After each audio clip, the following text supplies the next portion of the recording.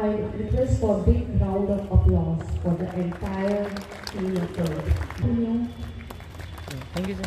The positive one is Dr. Jitendra Singh, Honorable Minister of State for Science and Earth Science, Minister of State in PMO, Ministry of Personnel, Pensions, Public Grievance, Department of Atomic Energy, and Department Vikal Kishore Sharma, Honorable Member of Parliament from Jammu, Poonch constituency, on behalf of Council of Scientific and Industrial Research.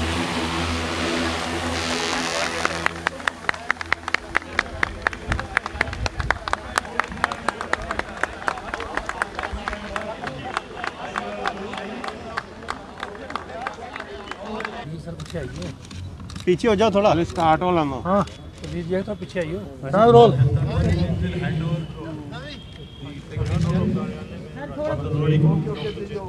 Sir आप पीछे आ जाएं। एक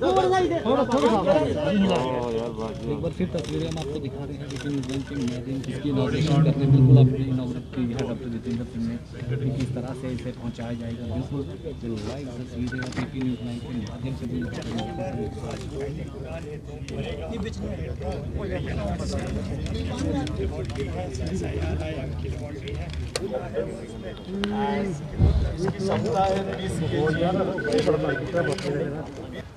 भारत की Covid यात्रा में और आधुनिक भारत के आधुनिक विज्ञान का आधुनिक यंत्र ड्रोन आज एक नया अवतार ग्रहण करेगा और हम सब के लिए गर्व की बात है कि भारत में जन्मा ये ड्रोन आज से कोविड वॉरियर कहलाएगा।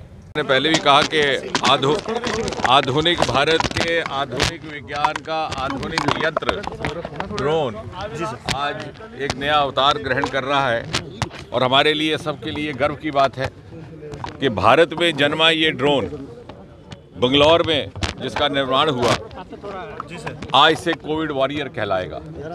और मोदी जी ने जिस वैक्सीनेशन अभियान का प्रारंभ किया था जो देखते ही देखते जन अभियान में परिवर्तित हो गया और उसके उपरांत जब 100 करोड़ का कीर्तिमान स्थापित हुआ तो मोदी जी ने हमारे आगे लक्ष्य रखा हर घर दस्तक।